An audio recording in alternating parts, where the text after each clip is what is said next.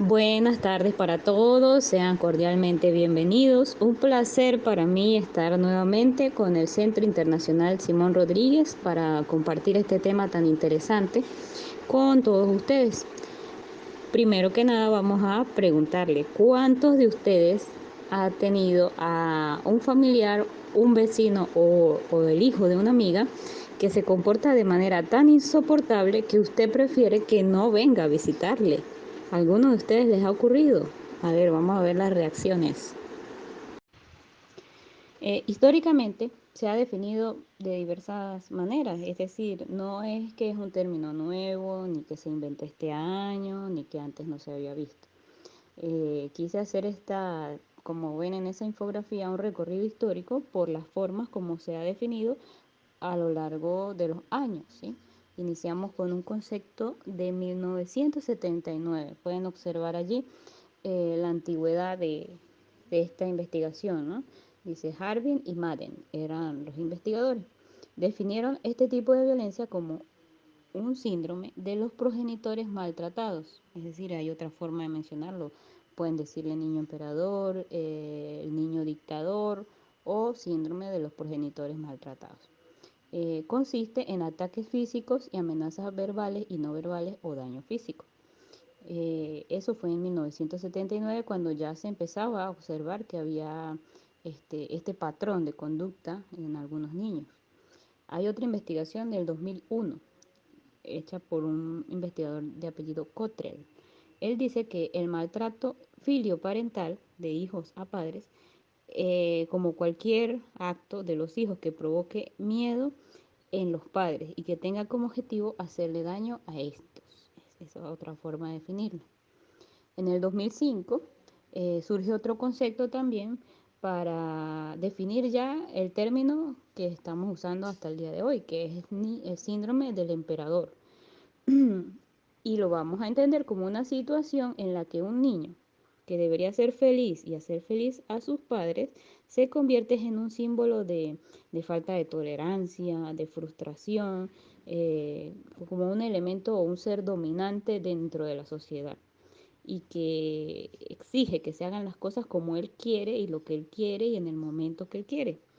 Eh, y no controla ese comportamiento a la hora de explosión de la violencia.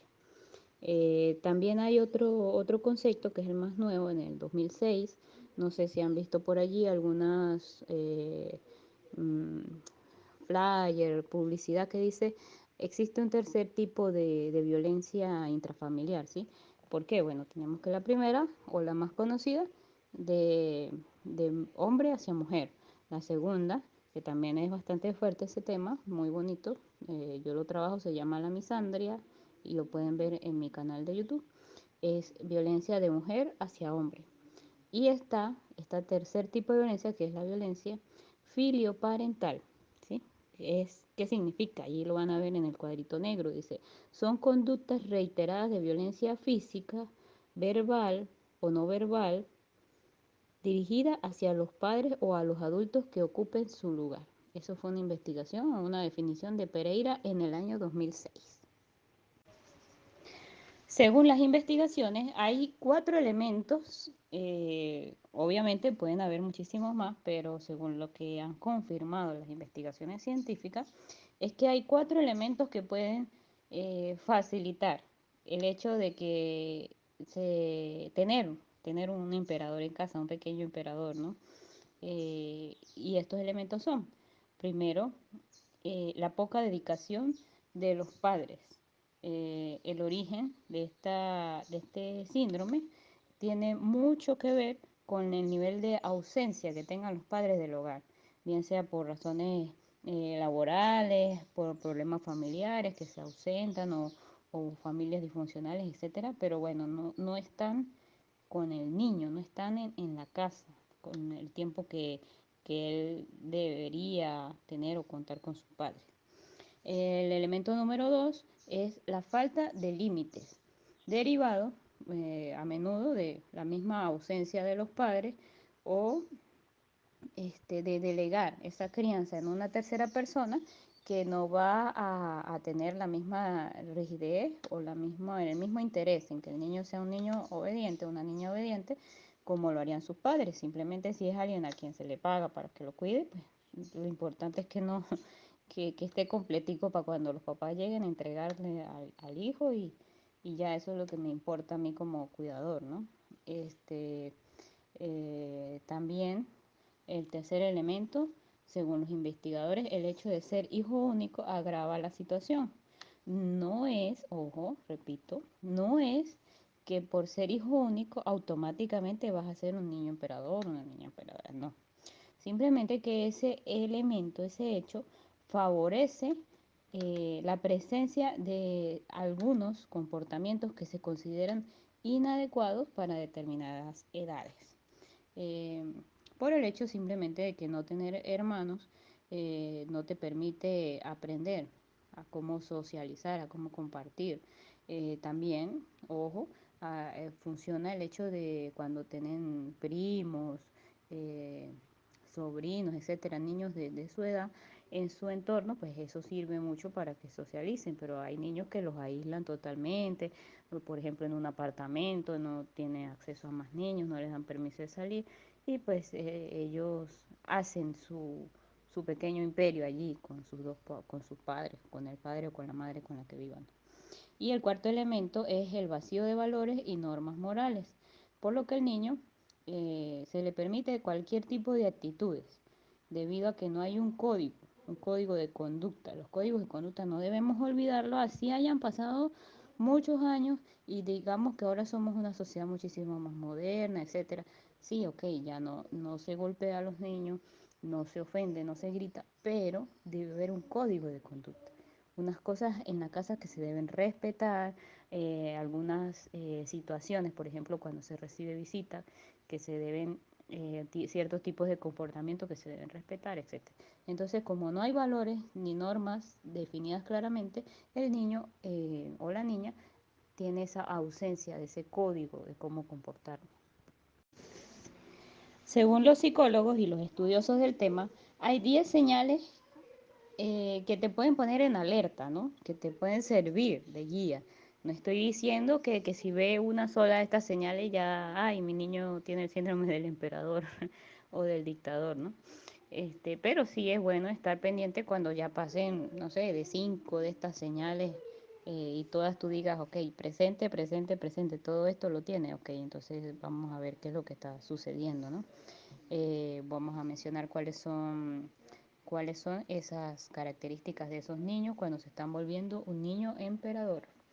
Primero, no ayuda en casa. Eh, Todos los oficios él asume que son obligación exclusiva de su mamá o de la señora ayudante del hogar, las que le ayuda con los oficios. Al contrario, lo que hace es ensuciar, ir tirando su ropa, conozco un caso de un niño que cuando entra a una vivienda, él va llegando y va quitándose la ropa y va tirándola en el camino, literalmente tirándola. Se va desnudando y tirándola aquí porque las personas tienen que agacharse a recogérsela. Imagínense eso. Bueno, esa es la primera. La segunda, te avergüenza en público. ¿Con qué? Con los berrinches, con a veces ofendiendo a otras personas. eh, con toda la intención, ¿no? Porque el problema es ese, la intención y la maldad con la que lo hacen, el ensañamiento, dirían los abogados. Tienes que sobornarlo para que obedezca. Hay niños que hay que decirle, te doy tanto dinero o te doy tal objeto, un celular o algo, si hoy en la reunión te portas bien, por ejemplo. O sea, llegar a esos niveles de tener que sobornar para obtener buen comportamiento por parte de un niño, ya es otra alerta. Te controla, porque si no hace lo que yo digo, entonces me tiro en el piso, hago berrinche, empiezo a llorar, a gritar, etcétera. Manotea, coloca mala cara y gesticula siempre molesto. Son esas caras de amargura que particularmente en mi familia peleamos mucho, discutimos, mejor dicho, contra esas malas caras, ¿sí? En el buen sentido de la palabra siempre decimos que si sonreír es gratis, ¿por qué no lo hacemos, verdad? Y más en la edad de niño y de adolescente. Debemos es sonreír. Pero hay niños que viven literalmente con esa mala cara, cara de rabia, de molestia. Tuercen los ojos a las personas. Eh, bueno, el sexto se parece al número 3, tienes que rogarle para todo, te ignora incluso cuando le hablas, no es agradecido, o sea, le traen el plato de desayuno a la cama y, ok, déjalo ahí, ah, bien, o no contestan ni siquiera. No respeta a las autoridades, es decir, en el nivel de niño, pues a las figuras de autoridades, bien sea familiares o escolares, y te manipula. Esas son las 10 señales. Hay un elemento que quise destacar allí en la esquina de esa infografía, que por lo general son niños muy hiperactivos. Dice que el hecho de ser hiperactivo también va acompañado de este tipo de conductas retantes, desafiantes. Podemos decir que esa hiperactividad puede manifestarse como saltar, correr sin rumbo fijo, imposibilidad de permanecer sentado cuando es necesario estarlo, eh, alborotos, incluso gesticulaciones extrañas, contorsiones, empieza a contorsionarse en el piso, incluso hay niños que llegan al nivel de expulsar espuma, una saliva pero en forma de espuma por la boca, cuando no le hacen caso, imagínense eso, o sea, pueden manipular hasta su organismo, ¿no? Lo que expide sus organismos. Dentro de criminología utilizamos mucho dos manuales que sirven o se utilizan para clasificar las enfermedades y afecciones mentales. ¿Sí? Dentro de estos manuales, pues nosotros nos encargamos de profundizar en los capítulos que tienen que ver con problemas de conducta. Eso lo hace un criminólogo. Y dentro de ese manual, el DSM-5, hay un numeral que es el numeral F91.3. Estos manuales se clasifican tipo la Biblia, que la Biblia se clasifica en libros, capítulos y versículos. Bueno, así esas subdivisiones también tienen estos manuales. Y bueno, la letra número F, 91.3, o sea, subclasificaciones así, nos habla de un trastorno negativista desafiante, o en la traducción del inglés es trastorno oposicionista desafiante. Vamos a trabajarlo en esta ocasión como trastorno oposicionista, porque en internet van a conseguir eso del TOD. TOD es eso, trastorno oposicionista desafiante.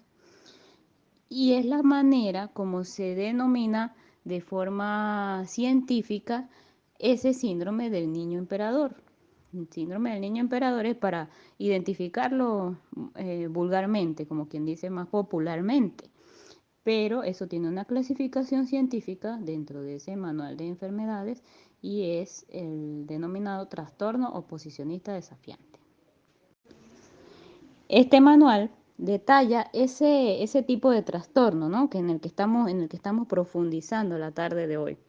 Vamos a ir revisando estos puntos para que pues lo puedan analizar o asociar al caso que ustedes tengan en mente, ¿no? Al probable niño o niña que se está comportando de esa manera.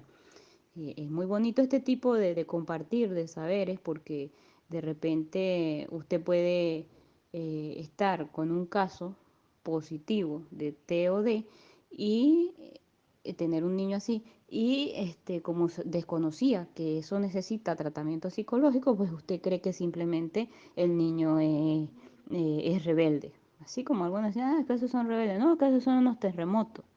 Ay, o hasta le reímos las groserías o el mal comportamiento.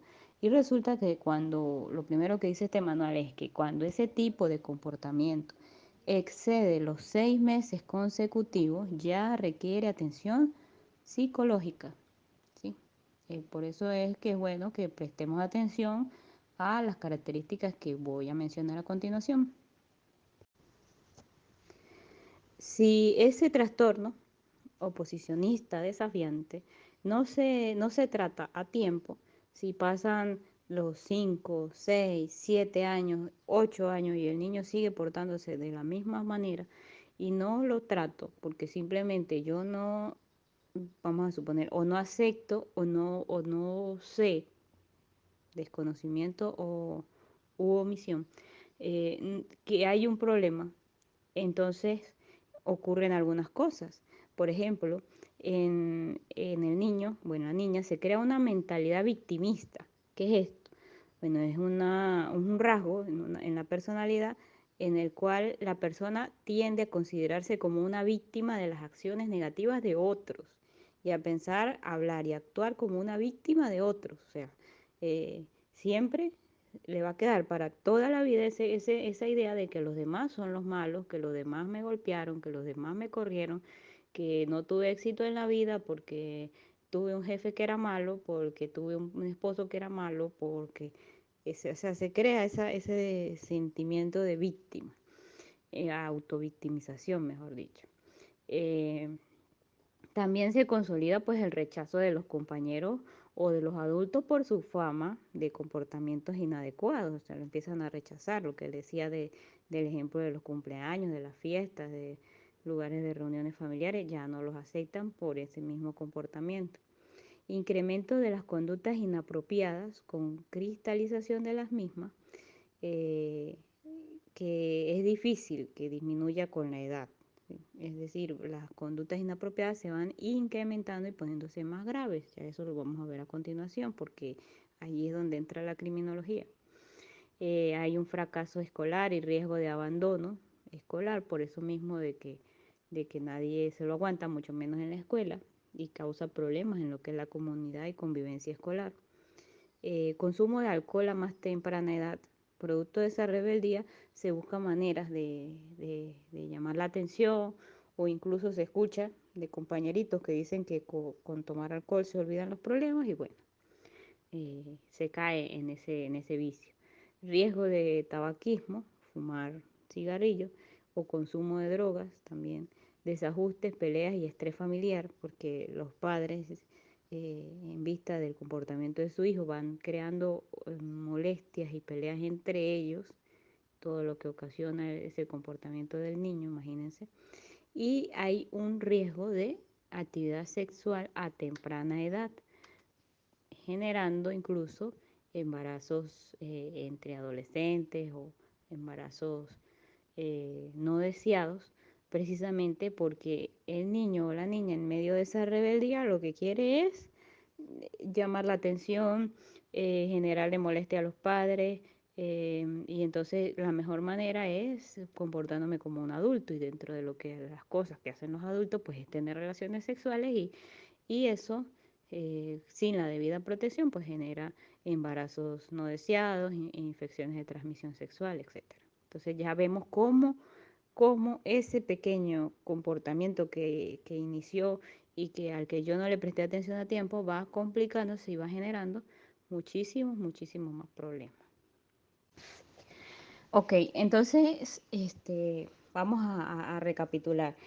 Con el trastorno oposicionista desafiante, lo que hay es un patrón de conducta. Un patrón de conducta que lo vamos a entender como una serie de pautas de comportamiento que siguen los individuos que viven en una sociedad. Esos patrones de comportamiento se aprenden a medida que se convive con determinados familiares, a medida que se va insertando esa persona en la sociedad, y por lo general se repiten de generación en generación. Pero, como dije, se aprenden y se repiten. No son innatos, no nacen con la persona. Es decir, el niño no fue que nació así, sino que fue siendo moldeado de forma tal que fue llegando hasta a convertirse en eso. Ahora bien, ¿qué sucede si eso con el tiempo no se trata, no se cambia, no se hace un abordaje a esa situación? Bueno, allí sí puede suceder o puede generarse lo que es un trastorno de conducta. Ya pasa, ojo, quiero que quede este punto bien claro, pasa de ser un patrón de conducta a convertirse en un trastorno de conducta, que ya allí sería un conjunto de problemas emocionales, conductuales que se presentan en adolescentes y en adultos. Y estos problemas pueden traer eh, lo que es la actividad delictiva, el hecho de infringir las normas. Coloqué dos imágenes ahí para la reflexión. Está la niña, que cuando es chiquita le encanta, ejemplo, sacar el dinero de los bolsillos de sus padres, luego jugar que eso es de ella, sin permiso de los padres, y lo ve como una gracia y los papás le ríen eso, y ahí vemos del lado de verde, de la manchita allí verde, está una foto de una joven con un armamento, un arma y dólares en la mano porque acaba de atracar. Entonces ahí vemos como de chiquita le gustaba jugar de esa forma y los padres le reían, y de adulto pues lo hace ya un problema de conducta, ya es un trastorno de conducta. Eso que cuando era niña era un juego, después se convierte en un trastorno. Y ese trastorno tiene un nombre. En el DSM-4 y en el otro manual, que es la CIE 11, DSM-5, perdón, tenemos un trastorno que se denomina trastorno antisocial de la personalidad. ¿Qué es esto? Bueno, las personas con trastorno de personalidad antisocial pueden comenzar a mostrar síntomas desde la niñez, es lo que les vengo diciendo eh, que puede ser un trastorno oposicionista desafiante cuando niño, o sea, es un niño emperador que posteriormente va convirtiéndose en lo que es un antisocial. ¿Cómo podemos caracterizar a esa personalidad antisocial? ¿Qué es lo que hace? Bueno, tiende a mentir, quebranta las leyes, se comporta de forma impulsiva, no se preocupa por su propia seguridad ni por la de los demás, y los síntomas solo disminuyen con la edad. Es decir, a medida que se va poniendo mucho mayor, 30, 40, 50 años, es que va disminuyendo. Entonces podemos ver como algo que empezó desde los 5, 4, 3 añitos, y si no se corrige a tiempo, solamente va a separarse de esa persona, ese monstruo, podemos decirlo así, de todo ese mal comportamiento, se va a separar de esa persona cuando tenga por allá 50 años. Y algunos ni siquiera lo dejan en ningún momento de su vida, porque incluso sé de casos muy cercanos a mí que llegan a los 50 años y todavía se están comportando, intentando a quién robar, a quién atracar, a quién estafar. Entonces, no se cambia ese comportamiento. Y ese comportamiento empezó cuando ese niño tenía, o esa niña tenía 5, 3, 4 añitos. Por eso la importancia de este taller, para hacerlos reflexionar de, con respecto a qué. Bueno, a que aunque duela, si mi hijo o mi hija tiene algún problema, mi nieto, mi nieta, de conducta, mejor es aceptarlo, mejor es tratarlo, buscar la ayuda correspondiente y no esperar que ocurran todo este montón de cosas que hemos visto hoy, en lo que termina todo ese berrinche. Es más, este taller debía llamarse Del berrinche a la prisión hay solo un paso, para que me entiendan muy bien. O sea, si usted no aprende a controlar el berrinche a tiempo, eso va a traer toda esta cantidad de problemas. Y luego, ahí es donde decimos, ay, pero ¿por qué en la sociedad cada vez hay más delitos? Ay, pero ¿por qué las cárceles están hacinadas? Bueno, esas cárceles tienen ese hacinamiento de delincuentes que ya no caben más, y seguimos produciendo porque estamos generándolo desde las casas y desde que son niñitos, ¿sí? Y como la ley, pues desde ya 14, 15, están cometiendo delitos gravísimos, cada vez es menor la edad de responsabilidad penal, y pues así debe ser, ¿no? Porque si lo hacen con plena conciencia, imagínense, no vamos a esperar a que tengan 18 para decir que lo hizo con intención, porque cada vez las generaciones están cambiando, y con ese cambio hay mayor madurez, pero esa madurez implica una responsabilidad en los actos que hay que enseñarle a los niños desde muy pequeños.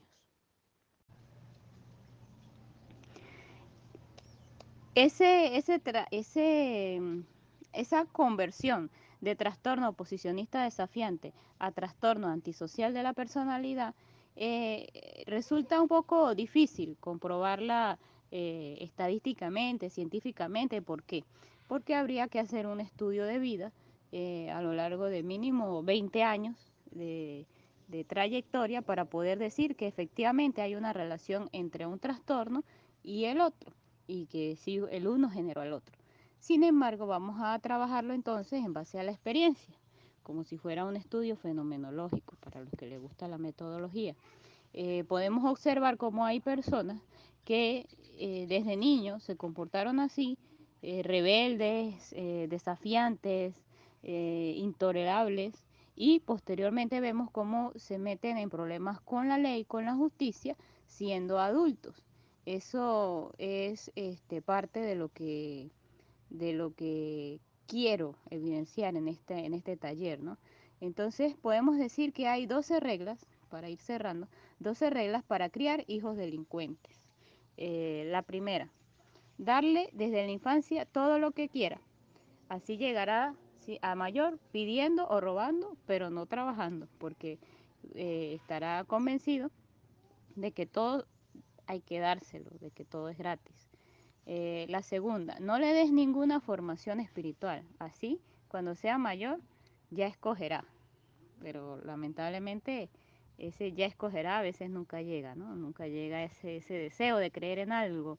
Siempre el ser humano necesita creer que existe Dios, o que existe una energía de conexión con la naturaleza, que existe algo a quien respetar, o alguien a que obedecer. Para poder crear esos límites a las conductas, el ser humano requiere de ese algo en que creer, o de ese alguien. La número 3 dice, no le digas nunca que eso está mal. Pobrecito, podría crearse complejos de culpa. Entonces ahí tiene otra regla para hacerlo, para efectivamente que llegue a ser un buen delincuente, ¿no? 4, recoger todo lo que él tira por los suelos. Así se convencerá de que tiene el derecho de tener a alguien que siempre esté a su servicio. También recuerda hacerle la tarea y lavarle la ropa interior hasta que cumpla 18 años, porque pobrecito, él no sabe lavar. También puedes dejarle, la quinta norma, déjale el videojuego todo el tiempo que quiera, porque él tiene derecho a la diversión. El sexto dice, discutir siempre delante de él con tu pareja. Al final eso le servirá a él para manipularlos. El séptimo dice, darle todo el dinero que quiera, así ni siquiera sospechará que debe trabajar para poder tener dinero. Que siempre todos sus deseos estén satisfechos, porque si no, de otro modo resultará frustrado. Darle siempre la razón, así creerá que los profesores, la gente y la ley le están siempre deseando mal.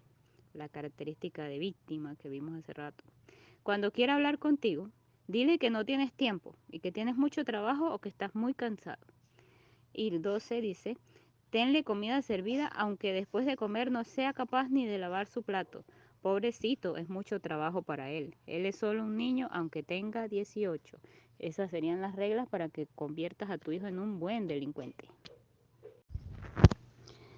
Y bueno, aparte de muchos consejos que le puede dar el psicólogo, el terapeuta, yo quise traer este consejo que, me, ha- que he visto que funciona, pues es parte de mi experiencia práctica, ¿no? Más allá de traerles muchas teorías y estudios complejos que de repente muchos no comprendan por lo complejo de las palabras científicas, sí, quise traerlo más al nivel de que sea aceptado y entendible por todo el mundo, ¿no? Eh, Dice así, las tareas del hogar ayudan a su pequeño a aprender responsabilidades. La mayoría de los padres creen que poner a sus hijos a hacer tareas en el hogar es una buena manera de enseñarles lo que es la responsabilidad. Pero hay otros padres que piensan que no, que su niño no debe agarrar ni siquiera una escoba, su niño o su niña, ojo, cualquiera de los dos, que no, porque le está privando el derecho a su infancia feliz, a su libertad, y entonces allí es donde tenemos a la mamá y al papá arrodillados, limpiando lo que él tira, arreglando lo que él daña y justificando siempre los desastres que hace ese niño. Eh, Algunas veces los padres también creen que es más fácil y más rápido terminar las tareas del hogar si lo hacen solo y mientras su hijo está durmiendo. Y así no tienen que estarle diciendo que se quite para un lado o qué sé yo. Pues resulta que están muy equivocados porque en la medida de lo posible, cada vez que el padre o la madre vaya a realizar alguna actividad de oficio en el hogar, es bueno despertar al muchacho y ponerlo a trabajar, a que haga algo. Así esté muy pequeño, puede colocarlo a que ordene los tornillos por tamaño, a que ayude a barrer, que es la primera tarea que ellos aprenden, a ordenar sus juguetes en los cubos, en los estantes. Todo eso ellos lo pueden hacer mientras usted también hace oficio, para que ellos vayan viendo que es un trabajo en equipo. Eh, También es importante destacar que los niños cuando son muy pequeños, ellos siempre van a estar a la orden, ofreciéndose para ayudar, quieren integrarse contigo, no importa lo que estés haciendo. Pero a medida que esos niños crecen, ya con menos frecuencia se van a ofrecer para hacer actividades en el hogar, porque las ven como un castigo. Y entonces por eso es mejor integrarlos desde que son muy pequeños. Hay otro consejo por acá, se los coloqué en grande, dice, no hagas la tarea que a él o a ella le corresponde o que ya puede hacer solo, ejemplo, aseo personal, cuidado de sus cosas, tareas escolares, etcétera. No se trata de no ayudarles, es todo lo contrario, ayúdales a independizarse indicándoles cómo realizarlas. Entonces, el hecho es que la responsabilidad es un elemento clave, fundamental para evitar llegar a ese patrón de conducta inadecuado como es el de ser oposicionista y desafiante.